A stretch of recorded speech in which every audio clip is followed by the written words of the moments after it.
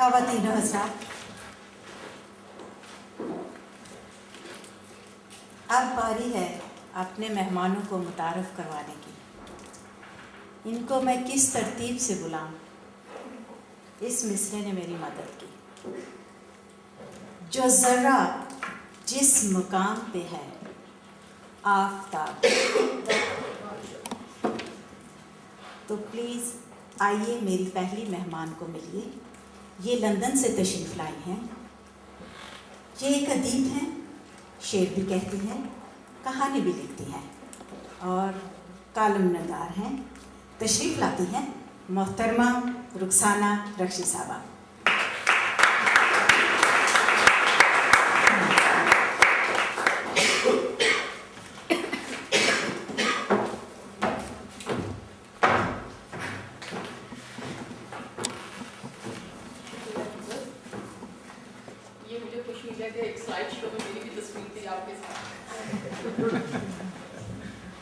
بہت اچھا پروگرام آپ نے ارینج کیا ہے اور ہماری دعا ہے کہ ہم ہر سال اسی طرح کے پروگرام اکبر حیدرآبادی کے ساتھ ترتیب دیتے رہیں۔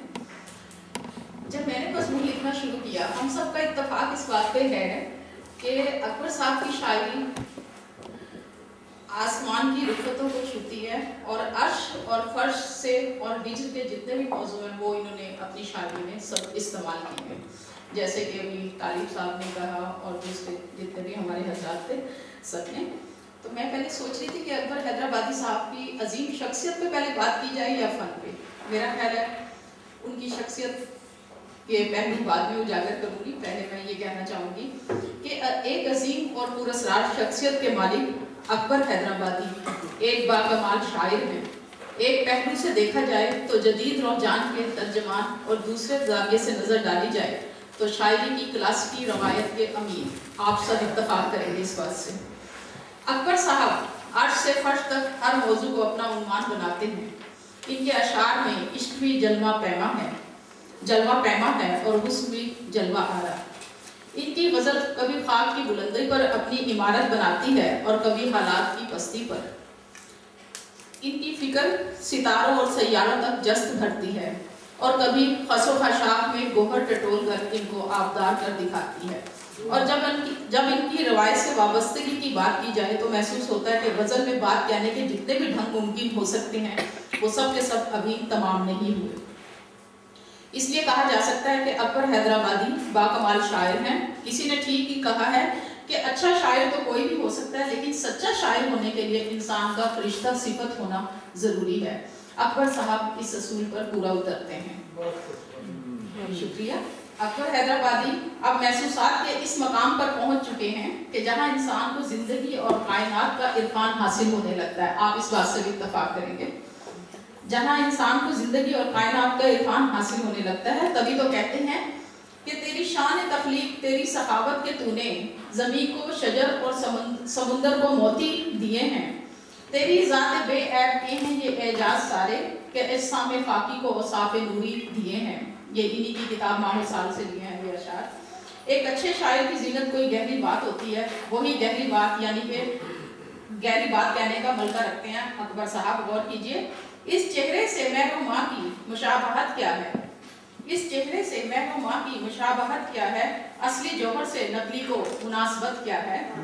آنکھیں ہی جب کہہ دیتی ہوں حقائقیں دل کی، اس ترسیل سے بہتر کوئی مراسلت کیا ہے؟ اکبر صاحب کے فن پر بات کرنا گویا صلاحیتوں کے درخشاں ستاروں پر بات کرنا ہے، اور یہ صلاحیتیں شعری روایت سے جڑی ہوئی ہیں۔ جیسا کہ ہم نے پہلے کہا کہ آپ کی شاعری میں عشق اور رومانیت بھی نظر آتی ہے۔ یہ رومانیت محبوبہ کے گالوں پر شفق پھوٹنے کا نام نہیں، لیکن غور کیجئے، کبھی جوڑا کبھی دل توڑ ڈالا، اسے تو ایک کھلونا چاہیے تھا۔ بدن میں اس کے اس شخصیت میں وہ سب کچھ تو ہونا چاہیے تھا۔ اچھے شاعر کے ہاں پوری زندگی کی عکاسی ملتی ہے، اور اکبر صاحب نے بھی کافی حد تک زندگی کی حقیقتوں کی عکاسی کی ہے۔ ہجرت سے متعلق بھی کہا کہ غم ہجراں میں جینا ناروا لگتا ہے کتنا، غم ہجراں میں جینا ناروا لگتا ہے کتنا، تم آتے ہو تو خالی گھر بھرا لگتا ہے کتنا۔ شکریہ۔ اپنی ہجرت کو مزید یوں بیان کرتے ہیں، ہر چند کے ہم ایک چمنستان میں آئے، ہر چند کے ہم ایک چمنستان میں آئے، یوں لگتا ہے جیسے बयाबां में आए। अब अपने ही चेहरों के निशान ढूंढ रहे हैं जो लोग तलाशे नमको नान में आए। अकबर हैदराबादी बिलाशुबा इंग्लिस्तान में उर्दू शोरा की सफ में एक मुमताज मकाम रखते हैं। इनकी शख्सियत पर नजर डालें तो एहतरामी आदमियत भी इनकी शख्सियत का एक हिस्सा है। वो अपने ही नाम ही की तरह बड़े, हर छोटा बड़ा इन्हें अकबर भाई कहे है। इनकी तबीयत ठहरी हुई और बेपनाह खूबियों के मालिक हैं जिससे हर कोई बखूबी वाकिफ है। एक अपनायत का एहसास दिल में जागता है। अपना हो या गैर कोई भी इनकी शख्सियत बल्कि शख्सियत की खूबसूरती जानने में देर नहीं लगाता। तवील कामत के साथ साथ कद आवर शख्सियत भी हैं। बेहद नेक इंसान, बल्कि एक बड़ा वसफ इनमें ये कि खुद को कभी बड़ा शायर ना समझा। शख्सियत की नरमी का ये आलम के बाज़ औक़ात किसी की नापसंदीदा बात भी मुस्कुराकर टाल देते हैं। नए लिखने वालों की हमेशा हौसला अफजाई फरमाते हैं। इतनी नामवरी और शोहरत के बावजूद इतनी नर्मोगदास शख्सियत होना मालिकी की देन है। मैंने तो जब भी इनसे बात की, मुलाकात की, मोहब्बत और शफकत का पुतला ही पाया। कभी किसी नशिस्त में बुलाया, झट चले आए। ना खुद इन्हें कभी मायूस देखा, ना दूसरों को मायूस करते देखा। ऐसे में इस अजीम शख्सियत के बारे में यही कहने को जी चाहता है कि खुदा इन्हें सेहत और जिंदगी के साथ सलामत रखे। आमीन।